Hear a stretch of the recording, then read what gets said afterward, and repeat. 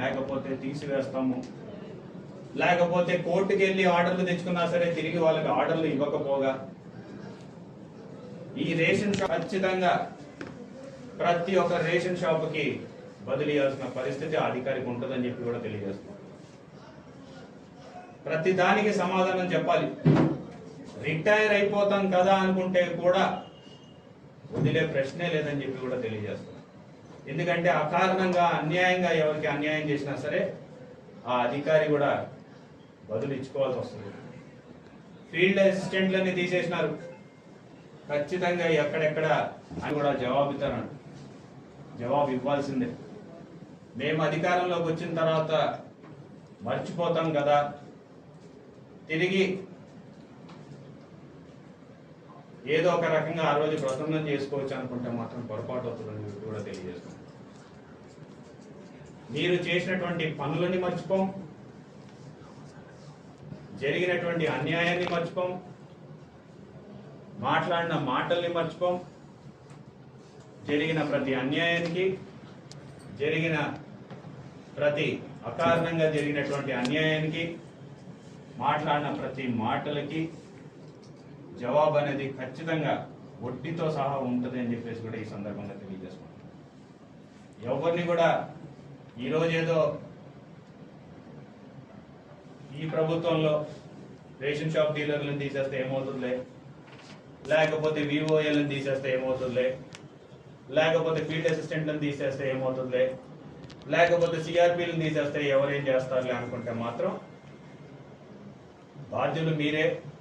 లేకపోతే అన్యాయంగా పోలీస్ స్టేషన్లలో కేసులు పెట్టినా సరే, ఎందుకంటే గతంలో ఇక్కడే పనిచేసినారు, ఇక్కడ పని చేసినప్పుడు ఎక్కడా కూడా మేము ఇబ్బంది పెట్టలా, అన్యాయంగా కేసులు పెట్టమని కూడా చెప్పాల. కానీ ఈరోజు పెట్టేటువంటి పరిస్థితి చూస్తున్నాం. నేను అధికారులను కూడా కోరేది ఒకటే, ఎవరైతే బాగా చేస్తున్నారో, ఎవరైతే అన్యాయానికి తావు లేకుండా వాళ్ళ పనితీరు, వాళ్ళు చేయాల్సినటువంటి ధర్మం వాళ్ళు పాటిస్తున్నారో వాళ్ళు ఎటువంటి ఇబ్బంది పడాల్సిన పని లేదు. కానీ ఎవరైతే అన్యాయంగా అకారణంగా కొంతమందిని ప్రసన్నం చేసుకోవాలని చెప్పి చేస్తున్నటువంటి అధికారులందరికీ కూడా తెలియజేస్తున్నాం, దీనికి ఖచ్చితంగా మూల్యం చెల్లించుకోక తప్పదు. మీరందరూ కూడా జవాబు చెప్పక తప్పదు.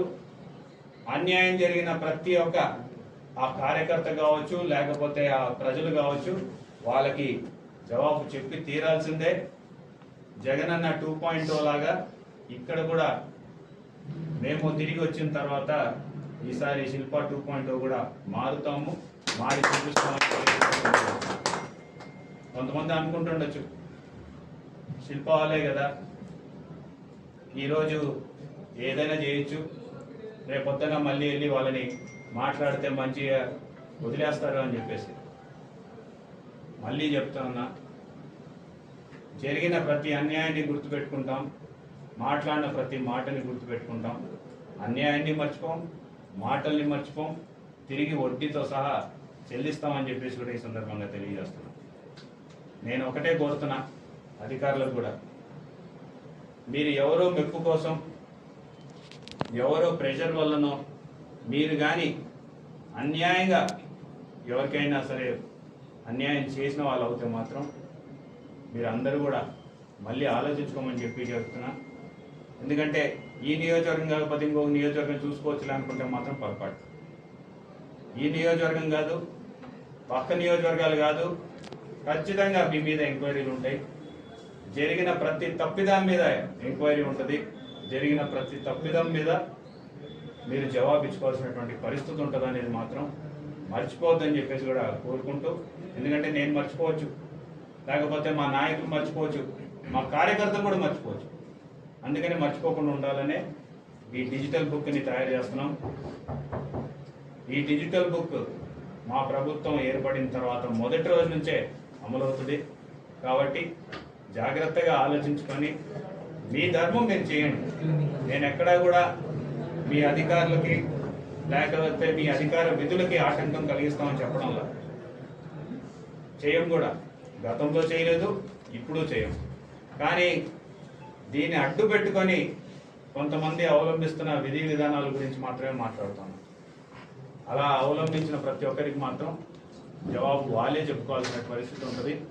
ఖచ్చితంగా వడ్డీతో సహా వాళ్ళందరూ కూడా వాళ్ళ దగ్గర నుంచి రాబట్టాల్సినవన్నీ రాబడతామని కూడా తెలియజేసుకుంటూ, మరి జగనన్న 2.0లో గతంలో ఈ యొక్క అన్యాయాలకి ఎవరైతే గురవుతారో వాళ్ళందరినీ కూడా కోరేది ఒకటే, మీకు జరిగినటువంటి అన్యాయాన్ని ఈ యొక్క స్కానర్ని కూడా, ఈ పోస్టర్ని కూడా ఆఫీస్లో కూడా, హాల్లో కూడా తయారు చేసి పెడతాం. పోస్టర్ని ఎక్కడ అన్యాయం జరిగినా సరే ఈ యొక్క స్కాన్ కోడ్ని కూడా ప్రతి ఒక్కరికి వాట్సాప్లో కూడా పంపించడం జరుగుతుంది.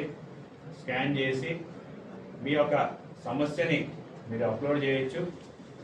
దానికి సంబంధించినటువంటి అంశం పూర్తిగా మన డిజిటల్ లైబ్రరీలో భద్రపరిచి ఉంటుంది.